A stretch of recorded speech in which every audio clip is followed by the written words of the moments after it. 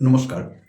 আমরা শেষের কবিতা পাঠকেন্দ্র থেকে আজকে কলেজ, ইউনিভার্সিটি, উচ্চ মাধ্যমিক শিক্ষা সংসদ ছাড়িয়ে আজকে পদার্পণ করছি আমরা মধ্যশিক্ষা পর্ষদের ৭ম শ্রেণীর ছাত্রছাত্রীদের জন্য। আর এই ভিডিওটা মূলত আমরা তৈরি করছি অভিভাবকদের জন্যে। কারণ ৭ম শ্রেণীতে যারা পড়ে তারা তো এই ফোন সম্ভবত তাদের হাতে নেই।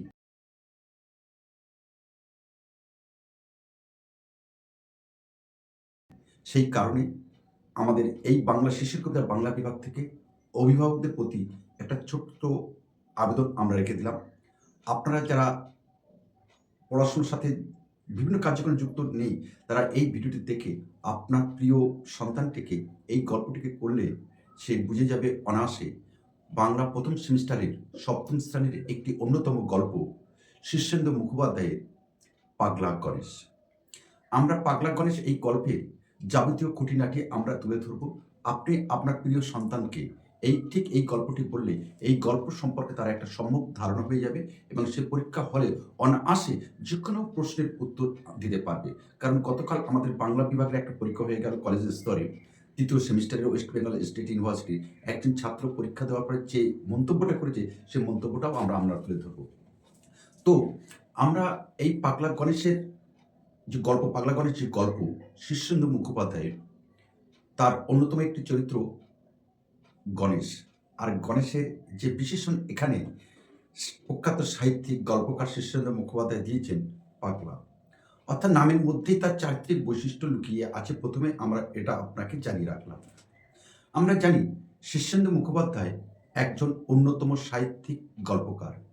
আর সেই গল্পকারের একটি অন্যতম গল্প 'পাগলা গণেশ'। যে গল্পের মধ্যে দিয়ে তিনি তুলে ধরেছেন যে বিজ্ঞান, একদিকে বিজ্ঞান, অপরদিকে শিল্প সংস্কৃতি। এই বর্তমান সমাজে আমাদের এই শিল্প সংস্কৃতি কিভাবে নষ্ট থেকে বিনষ্টতর হচ্ছে তার চরম দৃষ্টান্ত তিনি তুলে ধরেছেন। এই 'পাগলা গণেশ' আসলে একজন বিজ্ঞান সাধক, যিনি বিজ্ঞান নিয়ে পড়াশোনা করেছেন এবং বিজ্ঞানে তিনি একজন শিক্ষক। আর সেই শিক্ষক মুখে আমরা শুনে নেব তিনি এই বিজ্ঞান সম্পর্কে তিনি কি বলছেন। আমরা জানি এই বর্তমান যুগটি একদম পুরোপুরি বিজ্ঞানের উপরে নির্ভরশীল। বিজ্ঞান মানুষকে, গোটা পরিবেশকে আষ্টে-পৃষ্ঠে জড়িয়ে ধরেছে। এই বিজ্ঞান থেকে বেরিয়ে আসা আমাদের বিন্দুমাত্র ক্ষমতা নেই, সাধ্য নেই।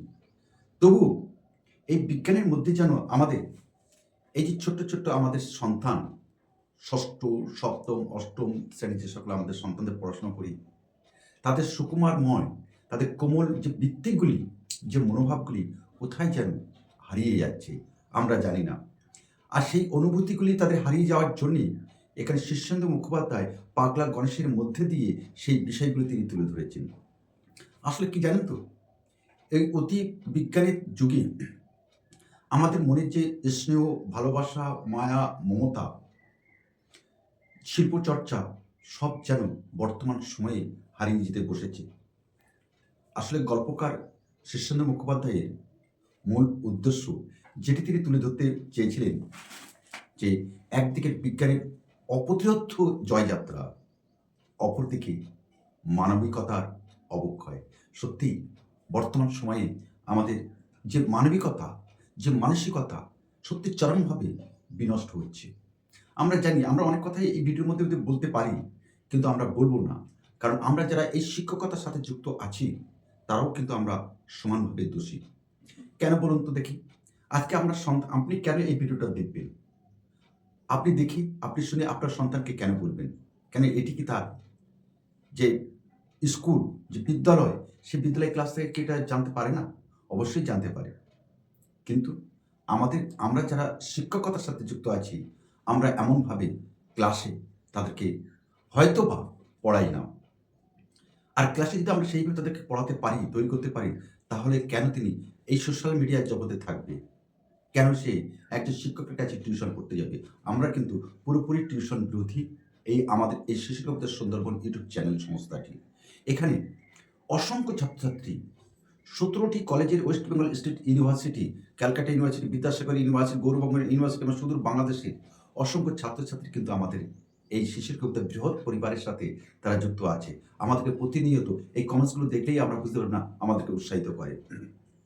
সময়টা হলো ৩৫89 সাল। দেখুন, শীর্ষেন্দু মুখোপাধ্যায় একটা এই গল্পের মধ্যে একটা অন্যতম সাল উল্লেখ করেছেন। সালটা হলো ৩৫89 সাল। পৃথিবী পুরোপুরি বিজ্ঞানের দখলে, মানুষের আর কিছু করার নেই। কিন্তু কি জানেন তো, বিজ্ঞানের দখলে গেলেও আমাদের এই সমাজে সংস্কৃতির জগতে গান, গল্প, কবিতা, ছবি আঁকা কোথায় যেন হারিয়ে যেতে চলেছে। আর এই হারিয়ে যাওয়ার জন্যেই আমাদের প্রখ্যাত সাহিত্যিক শীর্ষেন্দু মুখোপাধ্যায়ের যাবতীয় তার দুঃখ অনুভূতিগুলি এই গল্পের মধ্যে দিয়ে তিনি প্রকাশ করেছেন।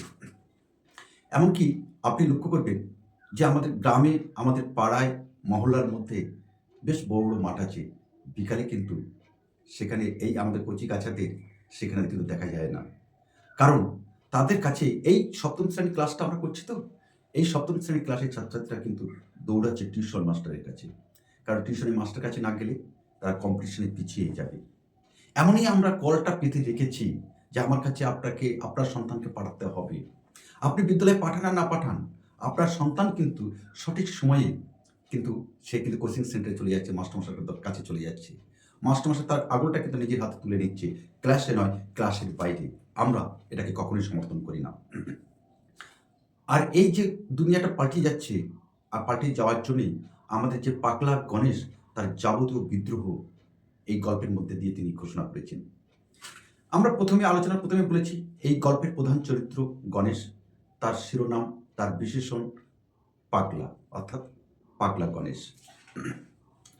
এই পাগলা গণেশ একজন শিক্ষক হওয়া সত্ত্বেও তিনি এই বিজ্ঞানের যে জয়যাত্রা, অপ্রতিরোধ্য যে জয়যাত্রা, এই জয়যাত্রাকে তিনি নিজের মনে প্রাণে মেনে নিতে পারেননি। তিনি একজন শিক্ষক, বিজ্ঞানের শিক্ষক, তিনি একজন বিজ্ঞান সাধক। আর সেই শিক্ষক সাধক হওয়া সত্ত্বেও তিনি এই বিজ্ঞানের জয়যাত্রাকে মনে প্রাণে মেনে নিতে পারছে না। তার মনটা আজকে ভারাক্রান্ত হয়ে উঠেছে। আর ভারাক্রান্ত হয়ে ওঠার কারণেই তিনি মনে করেন এই শিল্প, সাহিত্য, সংস্কৃতি, খেলাধুলা, গান, কবিতা ছাড়া মানুষের সুকুমারময় বৃত্তিগুলি কখনো বিকশিত হতে পারে না। তাই তিনি একজন বিজ্ঞানের সাধক হয়ে, তিনি একজন বিজ্ঞানের শিক্ষক হয়ে তিনি আজকে কবিতা বলছেন, তিনি আজকে গান লিখছেন, তিনি আজকে ছবি আঁকছেন। আসলে তিনি কি বার্তা দিতে চান? পাগলা গণেশটা কে? তিনি কি বার্তা দিতে চাইছেন আমাদের সমাজের মধ্যে?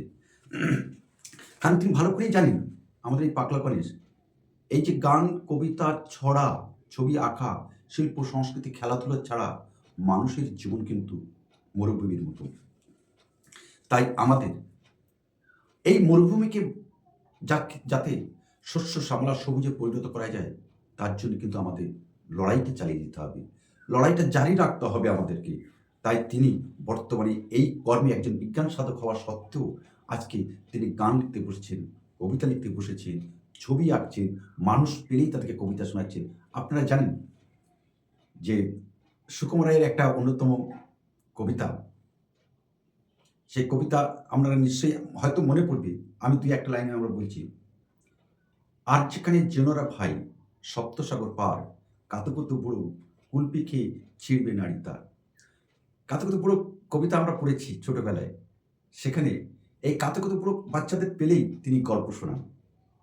আর ঠিক সেই জায়গায় আমাদের এই পাগলা গণেশ কিন্তু শীর্ষেন্দু মুখোপাধ্যায় এই চরিত্রটি সৃষ্টি করেছেন।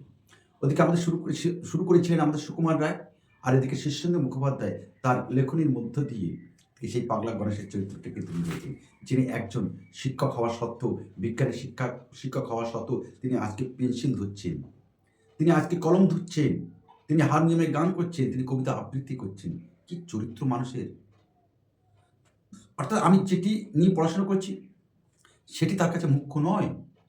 কারণ তিনি জানেন এই শিল্প সংস্কৃতি ছাড়া মানুষের জীবন মরুভূমি। তাই হৃদয়ের যে জয়গান, বিজ্ঞানের যে কঠোর যে যন্ত্রণা, এই যন্ত্রণার মধ্যে থেকে মানুষকে বেরিয়ে আনতে তিনি চেষ্টা করছেন। আচ্ছা, গণেশের এই গান, এই কবিতা আমাদের কতটা ভালো লাগে। আমরা যখন রাস্তা দিয়ে এই যে এখন শীতকাল এসে গেছে, বিভিন্ন ক্লাবে, বিভিন্ন সংস্থার মধ্যে দিয়ে সাংস্কৃতিক অনুষ্ঠান আয়োজন করা হয়। সেখানে ছোট ছোট বাচ্চারা নাচ করেন, ছোট্ট ছোট বাচ্চারা কবিতা আবৃত্তি করেন, অঙ্কন প্রতিযোগিতা হয়। আমরা কতজন বলুন তো সেখানে দাঁড়িয়ে দেখি?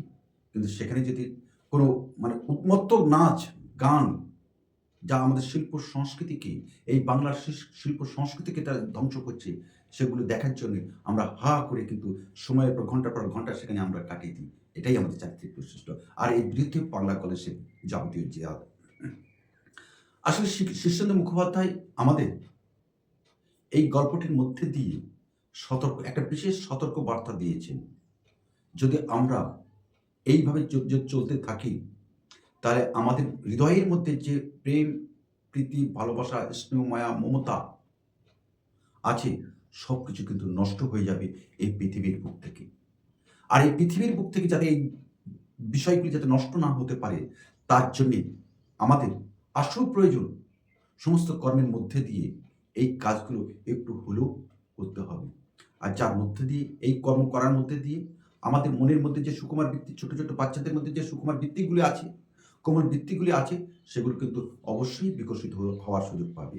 আর বিকশিত যদি না হতে পারে, তাহলে কিন্তু আমরা এবং আমাদের যে সন্তানরা কিন্তু আগামী দিনে কিন্তু ওই মরুভূমিতে, যে কথা প্রথমে বলছিলাম, মরুভূমিতে কিন্তু পরিণত হবে। আমরা কি চাইব আমাদের শিশু সন্তান, আমাদের পরম যে স্নেহের সন্তানটিকে আমরা ওই মরুভূমির পথে তাকে হাঁটাবো, না শস্য শ্যামলা পথে হাঁটাবো? সেটা আপনাদের কিন্তু বুঝে নিতে হবে। তবে একটা কথা মনে রাখা দরকার, বিজ্ঞান ছাড়া আমরা কিন্তু এক পাও চলি না। তাই বিজ্ঞানের জয়যাত্রার সাথে সাথে এই যে মানবিক অবক্ষয় হচ্ছিল যেসব কারণগুলি, সেগুলোকে একটু দূরে সরিয়ে বিজ্ঞানের সাথে শিল্পের সংস্কৃতির মধ্যে একটা মেলবন্ধন ঘটাতে হবে। মেলবন্ধন ঘটিয়ে আমাদের সামনের দিকে এগিয়ে চলতে হবে। তবে আমাদের পৃথিবী আরও সুন্দর থেকে সুন্দরতম হতে পারবে। তাই তিনি গল্পের শেষে এই গণেশের মুখ দিয়ে একটি কথা বলেছেন, কি জানেন তো? দুনিয়াটা বেঁচে গেল। কেন বেঁচে গেল? কারণ তিনি জানেন, তিনি যখন এই পরিবেশ থেকে তিনি যখন আশ্রয় নিলেন হিমালয়ের মধ্যে, সেখানে কিন্তু পুলিশ অফিসার এবং তার স্ত্রী মুগ্ধ হয়ে তার গান কবিতা কিন্তু শুনেছে। আর এই যখন তার গান কবিতাগুলো তারা শুনেছে, তখন কিন্তু তারা আমাদের পাগলা গণেশের মনের মধ্যে মনে হয়েছে যে মানুষের এখনো আগ্রহ আছে। সুতরাং আমরা যদি সেইভাবে উপস্থাপনা করতে পারি, তাহলে অবশ্যই মানুষ আকৃষ্ট হবে। আর মানুষের আকৃষ্ট হওয়ার জন্যে এই গান, কবিতা, ছড়া, অঙ্কন, খেলাধুলা অবশ্যই প্রয়োজন আছে। তাই মানুষের যে আবেগ, যেটুকু আবেগ অবশিষ্ট আছে, সেই আবেগটাকে কিন্তু আমাদেরকে কাজে লাগাতে হবে। সেই কারণে আমরা যখন প্লেন ওপর দিয়ে চলে যাচ্ছে, একটা বিশেষ কার্যকারণ বিপদের সম্মুখীন হয়ে সেই প্লেনটা যখন নিচে নামলো, তারাও কিন্তু এসে আমাদের পাগলা গণেশের গান শুনেছে, পাগলা গণেশের কবিতা শুনেছে, পাগলা গণেশের অঙ্কন দেখেছে, দেখে তারাও কিন্তু আকৃষ্ট হয়েছে। আর আকৃষ্ট হওয়ার ফলেই আমাদের পাগলা গণেশ গল্প শেষে বলছেন, কি জানেন তো? পৃথিবীটা বেঁচে গেল। সত্যি কি পৃথিবীটা বেঁচে গেল? আপনি বলবেন। আমাদের কমেন্টস করে আপনি অবশ্যই আমাদের জানাবেন, অথবা হোয়াটসঅ্যাপে আমাদেরকে জানাবেন। তবে আপনার যে প্রিয় ছাত্র, আপনার যে প্রিয় সন্তান, এই গল্পটাকে বলার সময় কয়েকটা জিনিস তাকে একটু মনে রাখার কথা বলবেন। ১ নম্বর হলো ৩৫৯৯ সাল। অবশ্যই এটা কিন্তু মনে রাখতে বলবেন। প্রধান চরিত্র গণেশ, যিনি একজন বিজ্ঞানের শিক্ষক, বিজ্ঞান সাধক।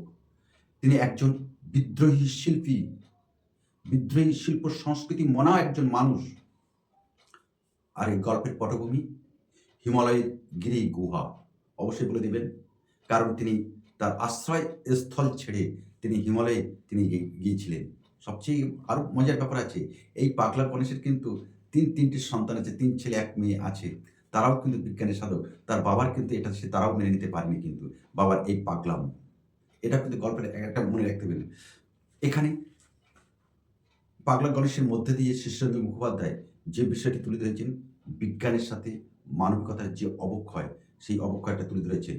এবং আবেগকে তিনি এখানে, মানুষের আবেগকে তিনি এখানে প্রাধান্য দিয়েছেন। আর আবেগকে প্রাধান্য দিয়ে তাই তিনি বলেছেন, সেই আবেগে কিন্তু মানুষ কিন্তু ভেসে গেছে। এমনকি তার সন্তানরাও, এই পাগলা গণেশের সন্তানরাও কিন্তু সেই আবেগের মধ্যে এসেছিল। এবং আমাদের পুলিশ অফিসারও কিন্তু সেই পাগলা গণেশের আবেগের মধ্যে মিশে গিয়েছিল। সেই কারণেই আমরা পাগলা গণেশের মুখে শুনতে পাই, পৃথিবীটা বেঁচে গেল। আজ আমরা এখানে শেষ করছি। আশা করি আপনার প্রিয় সন্তানের জন্য আমরা যে ভিডিওটি তৈরি করলাম, অবশ্যই আপনার প্রিয় সন্তানের কাছে এই বার্তাটি তুলে দেবেন। তাহলে আশা করছি এই গল্প থেকে আর যে কোনো প্রশ্ন আসুক না কেন, আপনার সন্তান কিন্তু ঠিক সঠিকভাবে এটা নিয়ে নিতে পারবে। এই বার্তা রেখে আজ আমরা এখানে শেষ করলাম। আপনারা সকলেই ভালো থাকবেন, সুস্থ থাকবেন। নমস্কার।